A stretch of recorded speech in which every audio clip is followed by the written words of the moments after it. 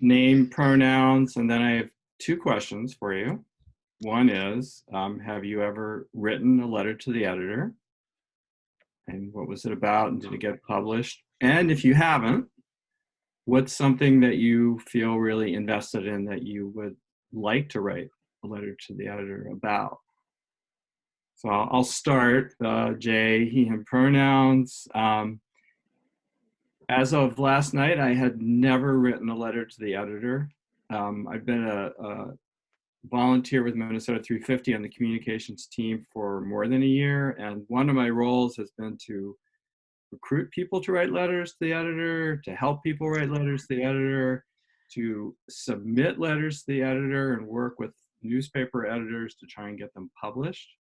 So my wife pointed out that I actually needed to write one. So last night I did write one, and I can show it later. I haven't submitted it yet. Later maybe. So that's my experience with letters to the editor. So I'll pass it to Maddie. Thanks, Jay. Maddie, she, her pronouns.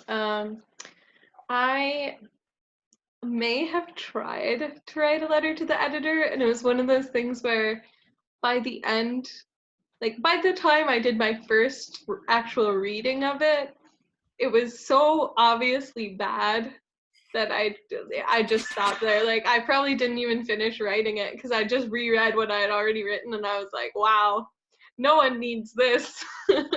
So that's probably as far as I've ever gotten. And it was probably before I started doing organizing work. And like, so didn't maybe have a clear vision of how change could happen in the world. So maybe that was holding me back. And if I were to write it now, it would probably be either clean cars related or electric bus related, because that's some of the ways that I see LTEs being really useful right now, related to our work. And that was part of the reason I wanted to have this training, is specifically thinking in context of those two campaigns. So I will pass it along to Claire. Hello, I'm Claire, she, hers. I've never written a letter to the editor. If I were to write one, there are so many things I would want to write about. At this exact moment in time, I'm in the midst of finals and I'm writing a lot of papers about educational policy and stuff. So I think at this moment, that's what's going through my head and what I've been spending a lot of time on this week. So I'd probably, do something related to education and outdoor education, specifically. I'll pass it to Story. Hello, Story, she, her, hers. I'm similar to Maddie. I attempted to write one at one point, and weirdly enough, I was prompted to think about this because of your email, Maddie, about what we should be thinking about coming into this. So back in high school, I commuted into the Twin Cities. I live in the suburbs, and I commuted into the Twin Cities for school, and I hated it. I mean, I liked that I got to listen to NPR in the morning, but also, it just sucked. I had to, drive myself in because there wasn't a bus that didn't take it, more than an hour and a half to get to where I needed to go, and it just, wasn't feasible for me to be able to do that and go to school and, ride the bus for 3 hours just to, get to one location. And I actually wrote about transportation in my letter to the editor that was never published. So, I guess I'll continue that streak. But hopefully also publish this time around. Jean, do you want to go? Sure, I'm Jean, she, hers, and I have written a few in the past. The most recent one I did was for Line 3. It was right after the last PUC public hearing. It was that evening, and I was fired up and everything, and I guess they weren't as fired up as I was because it wasn't published, but it felt good to do it and kind of go through that process. Okay. Stuart, thank you. Yeah. I've written letters to the editor. I have many times, and I've only had it published once. It was about, and I think there was a lesson in this somehow. It was actually, I just mentioned, you know, my sons our sons are, you know, sophomores or finishing up their sophomore year in college. But when they started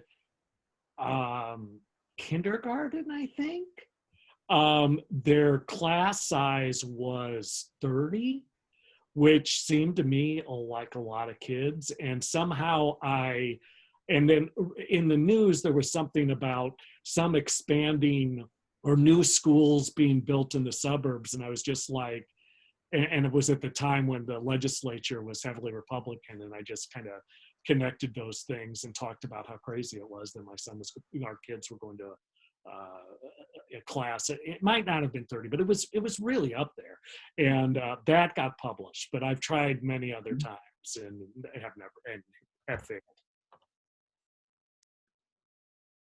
Oh, if I was to write one now, yeah, I think I would be, and some of my failures have been about, or some of my letters that have not been published have been about clean transportation. I'm pretty passionate about that topic.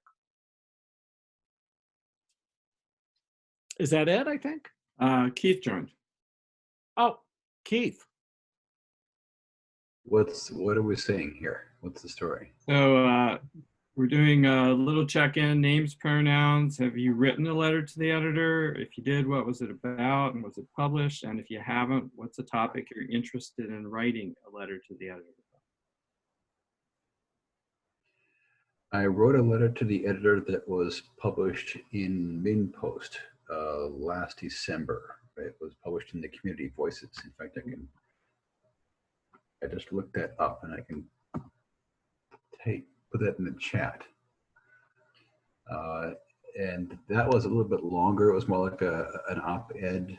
There's a shorter letter to the editor that was published in, what was it? Yeah, the Star Tribune. That's what they call it. And it was just after the lockdown. And in theory, everyone was supposed to have Wi-Fi, free Wi-Fi or low-cost Wi-Fi in Minneapolis. And with so many essential services now only online, it was that much more important. Well, in my apartment here, right near Loring Park, right near downtown, I can't get a signal. And so I eventually had to pay for wired service. And so I wrote an article about that, or a letter to the editor, and that was published. I think I remember reading that. So good job. Thanks. All right. So this is great. We have a lot of experience here, and some of it's in trying to write them and thinking about the issues and trying to get down on paper what we want and trying to get them published and succeeding. So this will be a discussion, I hope. I'm going to go through some major points about letters to the editors, and if you have comments or questions, feel free to use the chat. I'm going to monitor that while I share my screen.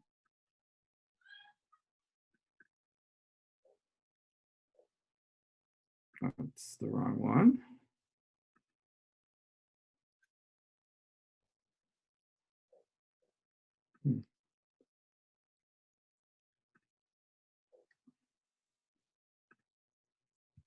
All right.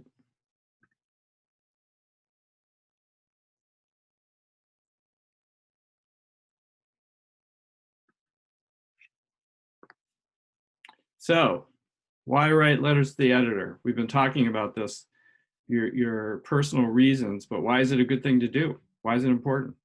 What do you think?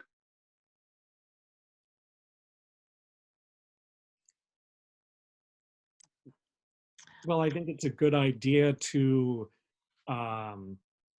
if we are published, it's a good idea to get to communicate messages from our movement. Yep. I would hope sometimes we persuade people too. Okay. So persuasive messages. Yep. Any other ideas? I think it also brings people might attention. say, I thought, You go, Keith. oh, sorry. I was going to say that sometimes I'll read a letter to the editor and I thought, well, I thought I was the only one who thought that way. Mhm. For me, when I was reading LTEs in prep of this meeting, I was like, oh, I didn't know that change happened in my community until this person wrote this letter. So awareness raising. Mhm. Cool. This is great. You're going to come up with things that aren't on my slides, which is even better. So this is some of the things I have down. Just thinking about how many people read newspapers. It's a pretty large number still, even though they may be online. Star Tribune's circulation is 500,000 on Sundays and 250,000 on weekdays. And the opinion section is usually the third or fourth most popular section in the newspaper. So people read them. It's a place where you all are saying we can provide our views and analysis countering the normal narratives that you see published in the newspaper. So you can always find a lot of articles containing the ideas about fossil fuels creating jobs or clean car standards costing us money or things like that. And we have to find any way we can, and letters to the editor is one of the really good ways to do that, to get our views into the paper. So that's great. Another thing that we can do with that is to provide information about events or actions. So when we were building up for the Gitchigami Gathering in September, there were newspapers like the Star Tribune that didn't particularly want to cover it as a news event before it happened, didn't particularly want to print our op-eds, but we got letters to the editor in the paper. We have very good ones and multiple, so that the news did get out. We were able to promote it. And in fact, we used letter to the editor across the whole state to promote the event. Elected officials track them. So there are staff members all over the place. We know congressional staff members have talked about this, that basically one of their jobs every day is to open up all the papers from their region and do counts about what kind of letters are there. And I'm certain if their name is in it, they get an extra star on them. And then also the newspapers track them. They're in business to get more circulation, and they want to write about and provide information about things that people are interested in. So they track them, and they also track who's writing them too, which we can talk about later. Any questions or comments on this?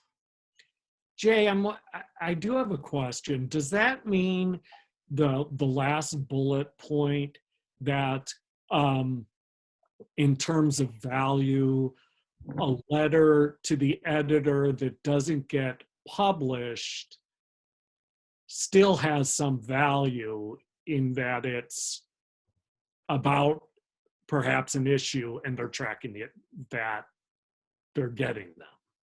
Exactly. That's exactly what it means. Yeah. So if they get 5 letters about clean car standards, they may only print 1. But they noted that they have 5 letters about it. Okay. So it's a good thing to do for that reason too. So even if we don't get it in, it has some effect. So talking about, there's lots of tricks and tips, and if you go online, you'll see all sorts of things. I'm going to go through some of them, and I would love to hear feedback on them based on your experience. So it's a short piece of writing, and you need to focus on something specific. You generally only have about 250 words. That's the Star Tribune's limit, for example. You will see letters in there that are longer than that. It's certainly up to the editor about what they want to print or not. Sometimes you'll have a letter that may be a little bit longer than that, and they will actually edit it. I've seen that happen. But generally speaking, you want to be under the word limit that that media outlet publishes. It's a personal letter. It's from you. So it should express personal opinions. It should have some of your personal experience if possible, and not sound like it's something that MN350 wrote as a press statement. That's important. If you're responding to something, you want to reference what you're responding to right at the beginning. So the first sentence might be the April 21st article, quote, line 3 is great, end quote, was ridiculous, period. That's your reference. And then from then on, it's your views that you want to express. You don't want to be repeating their views. It's an important part of how we want to approach our narrative, is that we want to keep repeating our arguments, our truths, and not repeating theirs. And then in the last one, if you're talking about a policy or a position where you need one person or multiple people to take a position or do something, name their names. Don't say our Congress people, but actually call out the names of the people you want to do something. Comments or questions so far? All right, I'll throw a few more at you. First sentence or first two sentences is very important. And then this is where I know writing's hard. I've taught writing. I've taught it at the university. I taught it as an ESL teacher. Writing's hard.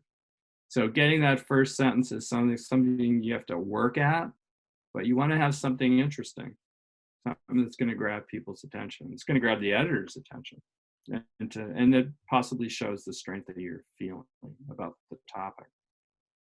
We'll look at a couple of examples that I think are nice first sentences. You want to make sure you explain in the letter why this is important to the reader, right? We know it's important to you. You took the time to write this letter, and now you're going to explain to them why it's important to them. If you're writing about something that's already happened, you want to make sure you clearly state why it was a good or bad thing. If you're talking about a policy or an action, you want to be specific here about what should be done to make this better, make the situation better. This is talking about solutions, right? A good way to end is on, here's what we think should happen. Here's what I think should happen. And also, just for good luck, have somebody else look at it and say, wait a minute, I don't understand this sentence, or you left out a word or something like that, because everybody does that too. Any questions or comments? Okay. So I'd like to suggest that it is important to have someone else look at it, because one of the things I do for MN 350 is post blogs. And by the time I get it, there have been at least 2 editors, and usually other people as well, in addition to the original author who wrote it. And I often find the most egregious typos and misstatements and a word that got overlooked, and it's just astonishing to me, but it happens all the time. So I would say, don't assume that it's perfect. Okay. Writing's hard, and everybody needs an editor. I guess that's the way I look at it. So, let's see.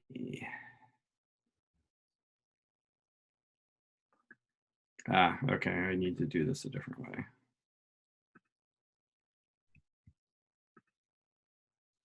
All right, so here's a letter I put up as a good example. This is recent, Star Tribune. So I'm just going to read the first sentence. Even with no coronavirus vaccine on the horizon, our fossil fuel addiction is a far more dangerous global pandemic. It's nice. They started with the situation that we're thinking about, where everybody's talking about and thinking about, and they said, but wait, fossil fuels is worse. And then through the rest of this paragraph, they're sort of explaining why, some of the reasons why. In the second paragraph, they talk about how it's ironic that sheltering in place caused air pollution reductions and saves lives. Okay, And they end with, and here's the call to action: we're about to spend billions bailing out several carbon-intensive, outdated industries. Let's use this opportunity to also hold our elected officials accountable for creating inclusive green jobs in renewable industries that help us cure our fossil fuel addiction. Every letter is not going to be quite as tight or, you know, have as good sort of introduction and follow through as that, but that's along the lines of what I was talking about before. It kind of has those steps that step through it. That's one. Here's another one. So this is an example of a letter about an event. And this actually had started out as an op-ed. It was a longer piece that someone on the media relations team had written. And we submitted it around, and people weren't that interested in it. This is about the Clean Car hearings last fall. Mm-hmm. But the editor in Hibbing said, yeah, I'll print it as a letter and I'll do the editing. It was like a little bit scary. Okay, that's fine. He's in charge. So, and if he'll publish it, that's great. So here's our catchy first line. And the first time I read it, I kind of went, huh? And then I was like, well, that's pretty clever. California's always been synonymous with cars. California had the coolest cars. They had the most fun with their cars. And for the past 45 years, they had the cleanest cars. Mm. And then so what's the connection with us? Well, Governor Tim Walz wants Minnesota to follow the Golden State lead and adopt a Minnesota clean car standard. There's a public hearing on adopting the rule will be held. So he went right to the event that was going to happen that we were promoting.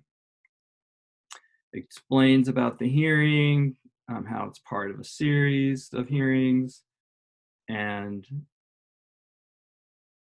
basically comes in with some of the comments about, again, why this is important, why clean cars is important. The big quote from Noah. So an example of another purpose, right? A purpose to say, to promote an event.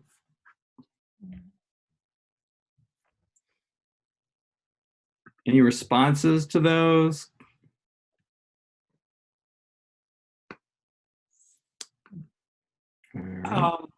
Not exactly, but I do have a question, Jay. So when you say you must have relationships with these editors, or how does that work exactly? It would be great to have like personal relationships, but we sort of develop relationships. There's a back and forth anytime you submit something.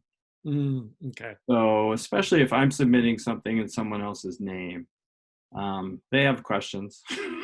Why are you doing that? Who are you? And, and I say, well, I work in Minnesota 350. I'm in media relations. And they go, okay, they understand that there's media relations people they need to deal with. But then they you kind of get into a conversation with them. Probably my most successful one was in Duluth, where we had another clean car article that was written by a kind of an expert on the subject and was ghost written, and that we had that Daniel Tick, or you guys know, signed. Yeah. And and this is a point I'm going to come to. I basically sent it into the Duluth paper and said, you had a big column by the Center for the American Experience about how bad clean cars are recently, and thought you might be interested in this. We kind of went back and forth a little, and then he said, sure, I'll print it. Interesting. So editors are people, they're trying to balance between two sides of issues. They're trying to make their page popular, really. To me, that's it. They're trying to be the best page on the site. So you have to kind of work with them as people, as promoters, as people trying to keep their jobs. Yeah.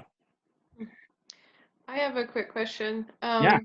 So how do you balance articles that are kind of in response, or letters that are in response to articles, versus letters that are maybe about something that hasn't happened. Like, is it fair to submit a letter about either, or do most letters to the editor tend to be like in response to an article that was published? I'm going to talk about that Okay, cool. shortly. So yeah, that's a really good question. I just put this in here recently. I'm not sure. You guys all have great topics. I think going to kind of what you're saying, Maddie, sometimes you want to keep scanning to see articles that you might want to respond to, particularly on clean cards or other topics that the committee is working on. You can scan the newspapers for things like that. If you're especially interested in one paper, you can probably do that pretty quickly. I don't know how many people get the daily emails that Jerry and Sid send out. Do people get those? Okay. And if you don't, all right. I don't know. Maybe Maddie, you can figure out how to get people signed up for that want that. They send out a newsletter with links to articles in the region about climate, about clean cars, about all the areas that we work in. And they particularly send links to articles we might want to respond to, wherever they are, whatever paper they're in. And they also send out examples of letters to the editor that support the climate crisis positions. So I think that's a good source. There's other, I didn't even finish my slide here. There's other daily emails you can get, like the Daily Reformer, which is sort of about state government. That's a liberal opinion. There's probably 5 or 6, and I'll make a list up if people want to see those, just to get ideas about places where you could be submitting letters. Taking a look in the chat here. Okay.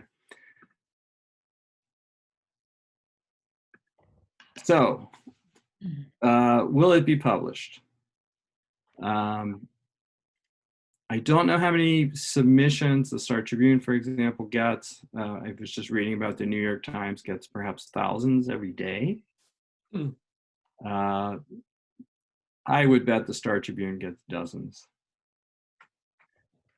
So they have a lot to pick from. They probably go through them pretty quickly looking for something that jumps out. And that's what we're talking about. That first sentence could be the thing that makes a difference for them. Or it could be the topic. As we're saying, this is a popular topic. Let's put in a letter on that. So back to what you were saying, Maddie, one of the ideas that everyone says is that if you're responding to a recent article in the paper, you have a very good chance if you respond very quickly.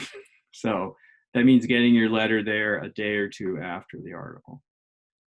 And this is the hierarchy that if you're responding to news articles, it's most likely the newspaper's own editorials would be the next level down.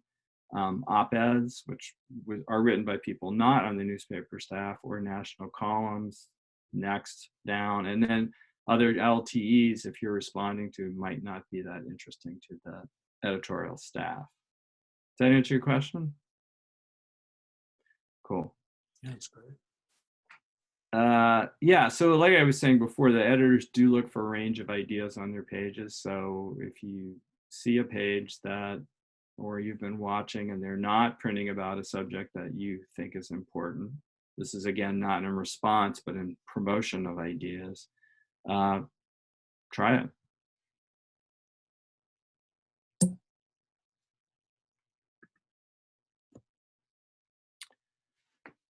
Submitting letters to the editor. So the general rule, the newspapers want you to just submit to one at a time. And in fact, some of them in their rule set will say, if they know that you submitted to multiple ones, they'll throw your letter out. So yes, please pick your main target, the paper you really want it to be published in, and submit to that first. and then you can back down to other papers. And we do this all the time, especially when we're trying to do op-eds or something. We start with the Star Tribune, and we say, okay, well, what's another paper that would be where we would have an audience? There are alternatives. I think, Keith, you were talking about the MinnPost Community Voices section, which may also be called Perspectives. They publish a lot of good stuff from people in the community. And if you're not getting it published in the Star Tribune or a paper like that, submit it there. And I think they allow more words. It can be a longer piece, right, Keith?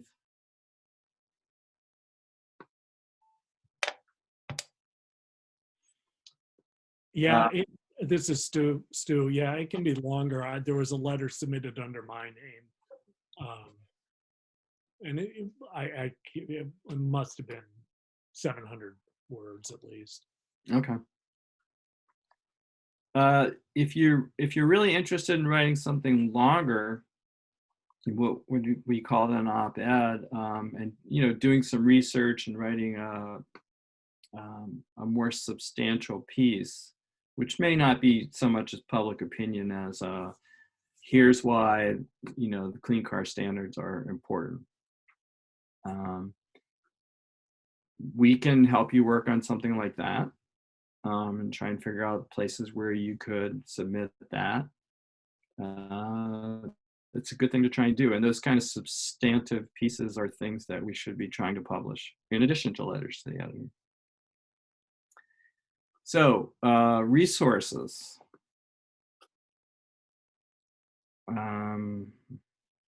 See if I can get up to my bar here. I can't.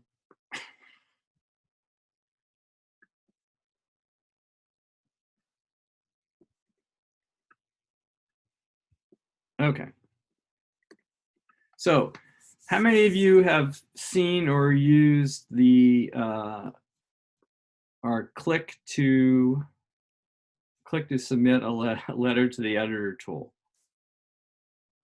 You guys seen that? Maddie has. Okay. So this is a page on the 350 site, and embedded in the page is a tool that we have, and I'll show you the actual way you create it just briefly, to make it easy for people to write letters to the editor and submit them quickly without having to worry about the details. All this text, so this is, Maddie, you just did this recently, right? Okay. Maddie created this text. It's certainly variable about what text you put in here, and most of the teams have done these.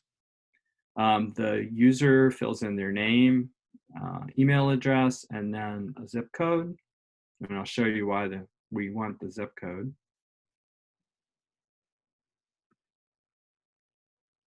When it goes to the next page.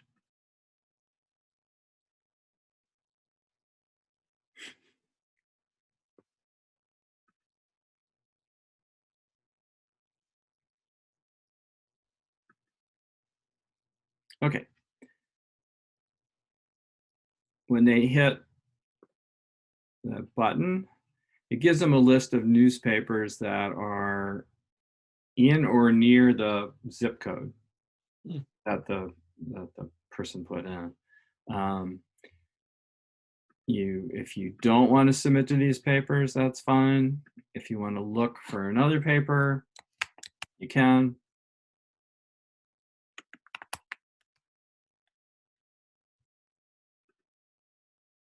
And you can add that. So we'll actually submit to 5 papers at a time. I just said before you shouldn't do that. Still not a great idea, but gives you space to write the letter, so the person can put a title in here, and they need to put their text in here. It's not working quite right because of the share. These are points that Maddie put in. These are talking points that people could use when they're writing the letter. And then basically,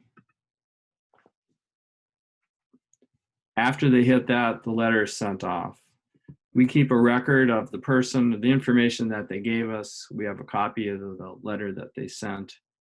And then we here ask them to spread the word about the campaign. The tool that we use, New mode. it's called New Mode. And, you know, hopefully more people are going to get to use it. It's very straightforward. Again, you can see this looks just like the page. Basically, there's a bunch of text fields that you fill in to put in the content that you want the user to see. So that's one way to run a campaign. We also have a generic version of this that we can send the link out to, where if you just want to submit a letter to the editor and pick a paper, it'll do the kind of legwork of figuring out where that needs to go. Another resource we have is we have a Minnesota 350 guide to effective letters to the editor and more. This one has a template, which is kind of a first paragraph, second paragraph, third paragraph template, which you can certainly follow, stating the issue, call to action, how to get involved. It has tips, which are very similar to the ones that I talked about. It has examples. These are about a variety of topics, just to give you a feel. And then it has a lot of information about submission. So here are, I think, most every paper that is on our big spreadsheet of papers.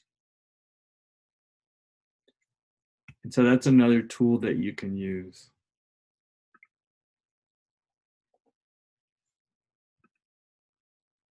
And that's the content I have. Questions, comments? I've got a couple of questions. Yeah. So I'll try to remember what they were now. Somewhere I read that newspapers do not want you to put links into things, like to organizations and stuff. Is that true, do you think? Something we should follow? Yeah, again, it's a personal letter. And I don't know that I've ever seen a link in one of those. Okay. It's a really good question. There may be some papers that would allow it, but I think in the main, they're putting that there and they want their reader to stay there. Oh, okay. That makes sense. They don't want them to hop away somewhere else. And also, again, it's from you. So it's never from the organization. It's from you and your opinion. Okay. Think of it that way. Jay, in one of the examples you showed us, there was blue underlined text. It looked like inline clickable links. Which one do you remember? I don't remember. It was one of the early ones. Yeah, there we go. It wasn't See, the first estimates and 30% and estimated are all blue links. All right, they put in informational links in that one. So, and they published it, so I stand corrected.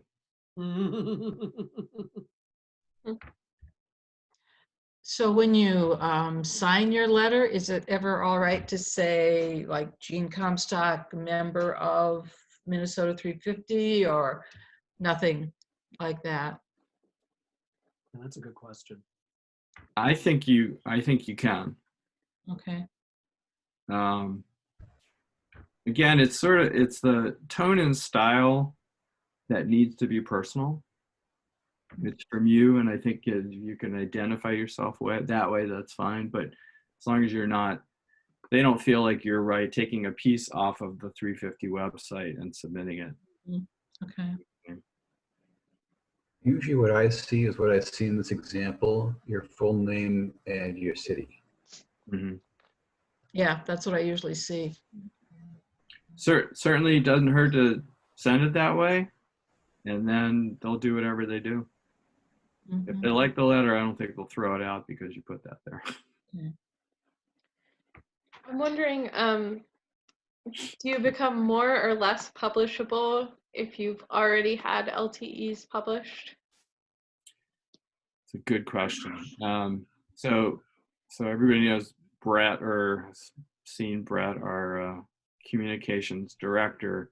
Brett used to work in the Pioneer Press, and one of the jobs he had was to keep track of each person who submitted letters and how many were actually published. He doesn't think they have the staff to do that anymore, but they certainly have done that in the past. And there certainly are people that get multiple letters published. So there may be a limit, but we're not sure if they're really being enforced. Okay. But it's neither a good thing nor a bad thing necessarily to send another letter if you've already been published. Doesn't disqualify you, no. Cool. When you I just said posted a they, link in the chat.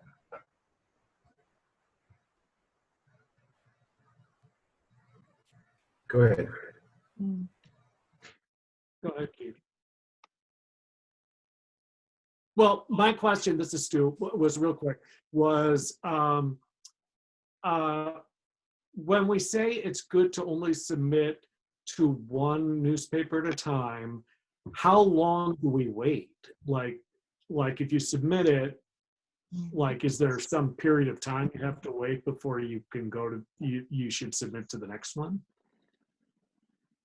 If it doesn't get published? Yeah, I don't know that there's a rule, and that's a good question. And I'll have to actually look up if there's some common knowledge about that. But I really think that they decide within 2 or 3 days. Okay. Yeah, I heard from Brett recently. Somebody submitted an LTE, and he said, "Oh, we gave it about a week, and the Strib didn't publish it, so we sent it somewhere else." So, I think a week, 10 days. Does that sound right? To like just see if they publish it, and then they start circulating it elsewhere. I think a week is fair. It's at that point it's not timely to them, and so they probably aren't returning it. Good, great questions. Got one more then. You mentioned writing a letter and then letting the editor know, or reminding the editor that, you had a full page or, a big article on this, but I haven't seen any on this. And I'm wondering, when you use kind of an automatic tool like that, where you've got your letter in there, do you include that in the letter? Or it feels like what I'm shipping off when I hit that submit button or whatever is a letter to the editor. It's not about the letter to the editor and why I think they should publish it. And that's true. That's Yeah, that tool is basically the content. If you're responding, again, if you're responding to something specific, you should put that into your letter, right? Mm-hmm. Mm-hmm. This thing about making sure things are balanced is something that, is outside of the actual submission process. Okay. I think if you, and if your team is really trying to get up a letter to the editor campaign, it's kind of something we could even try and talk about, is to figure out strategies, and if there's some way to communicate with the people on the editorial staff. If we're not getting things published, if we know we're submitting a lot of good letters and we don't see anything, I think it would be fair for us to try and find a way to talk to them. Okay. Another note about that tool, I don't know if this is useful for people to use, but everything gets approved before it gets sent off. Some people just submit the blank template, or they like to use a lot of all caps type of thing. So So there's an element of filtering that happens on the back end. So it used to be Noah that would approve before they got sent off if they were for clean cars, and now it's me. So Okay. Yeah, that's probably the unfortunate part of the tool is that a lot of organizations give people text and say, click the button, we'll send it. We don't want to do that. We want real letters from people's, experience and thoughts. And so sometimes they just click the button and we are able, like Maddie says, we know the person who did it. We can, reply back to them and say, hey, just wanted to tell you that there actually wasn't a letter in there, and you need to write something in that space. And thanks a lot for doing this. Really appreciate it. So. Anything else?